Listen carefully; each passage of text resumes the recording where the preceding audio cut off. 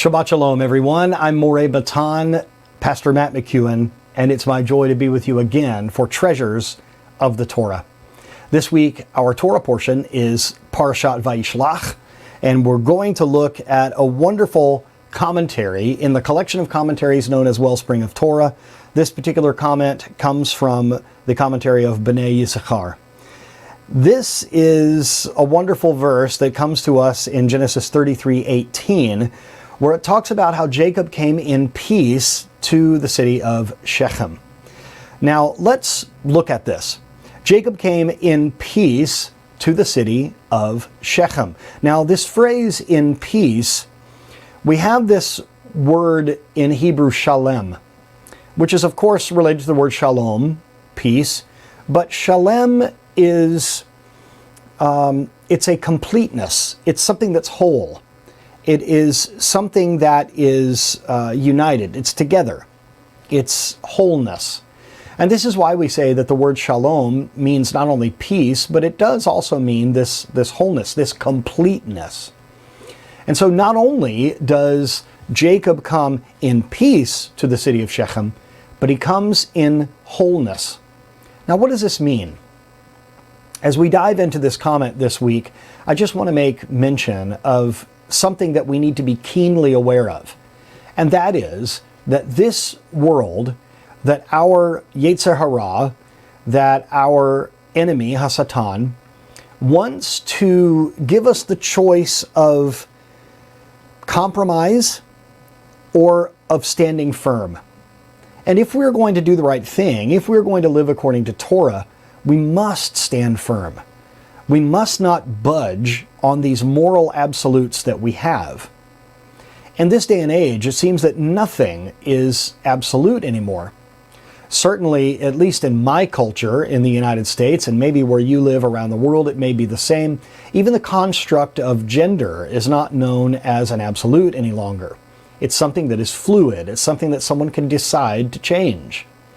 This idea of moral absolutes is paramount in the Torah. There is a thing that is right, and there is a thing that is wrong.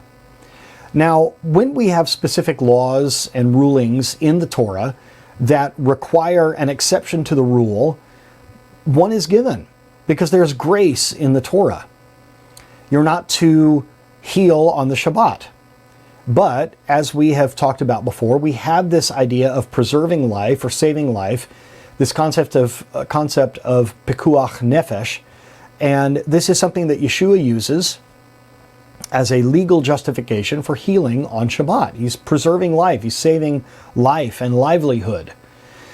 So this idea of an absolute black and white is essential for us understanding how the Torah works. The opposite of that, or what is in opposition to that, is this idea of relativism, this idea of what is right for you may not be the absolute right for me. This is why we have now these phrases that are bandied about, like my truth. I need to speak my truth. Well, that's interesting, because the Torah says that there is the truth. There is truth and there is untruth. It's not that something is true for one person and true for another. It is important for us to remember that the Jewish people have only survived because of their tradition and their identity. It is compromise and assimilation that is the enemy of the Jewish people.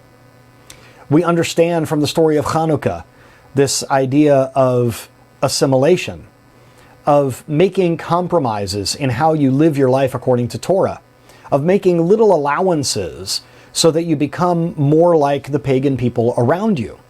This is something that we must fight against. And to a large extent, it is the tradition of the Jewish people that has kept them going.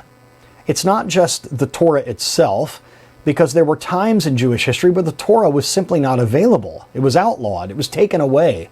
It was stolen. But we see that the traditions of the Jewish people that are based on the Torah, this is what kept them going and what sealed their identity for millennia now. Let me read from this commentary known as Bnei Yisachar on this verse that he came in peace, or rather he came in wholeness. The Hebrew letters for the word shalem, used here for in peace, literally whole, form the initials of the Hebrew words Shem, meaning name, Lashon, meaning language or tongue, and Malbush, meaning dress. This is to teach us that despite his long association with Lavan and his friendship in the end with Esau, Jacob remained whole. He remained whole, even with dealing with Lavan and dealing with Esau. He remained whole, meaning he clung to these three things, which the word shalem becomes an acrostic. And so the first is Shem, his name. He kept his Jewish name, his Hebrew traditional name. He kept his Lashon, he kept his Hebrew language, and he kept his Malbush, he kept his dress. So Jews' wholeness or integrity is measured, as it says here in the commentary Bnei Yisachar, it's measured by the extent to which they refuse to part with these three identifying Jewish characteristics: the Hebrew name, the Hebrew language, and the way that Jews dress. We can especially look at this as identifiers in the dress. For instance, the modern convention of covering the head for men. For instance, the Torah commandment of wearing tzitziot, or fringes, on the corners of the garment. These three things, the name and the language and the dress, are things that kept Jacob whole. It kept his identity. He had cemented who and what he was, and he was not ashamed of it, and he was not willing to compromise. In this world full of compromise, it is my prayer that you and your family stand firm, that you do not compromise on your identity, especially for those of you that are like me, that are Gentiles by birth and culture, but have taken upon yourselves a Jewish identity. I have taken upon myself a Jewish identity. That does not mean I'm a Jew now. I'm a Gentile. I will always be a Gentile. But taking upon the Jewish identity is taking upon the culture and the practice of the house of Israel, of which I am a grafted in branch. And the same is true for you if you are a Gentile. If you are Jewish by blood, then this is your culture that I am adopting. You are the natural branch. And so all the more you should be keeping with your Hebrew name, Hebrew language, and with the Jewish way of dress. These three identifying Jewish characteristics are things that Jacob simply was not willing to compromise on. And because of that, he was able to stand firm and to retain this wholeness. He not only came in peace to the city of Shechem, he came in wholeness. Not just in shalom, but he was shalem. Thank you once again for joining me. It's been my joy to be with you. If you'd like to study with me and the other teachers and rabbis in Yeshivat Shuvu, go to shuvu.tv and fill out an application. I promise it will be a faith journey that you will never forget. Shabbat Shalom.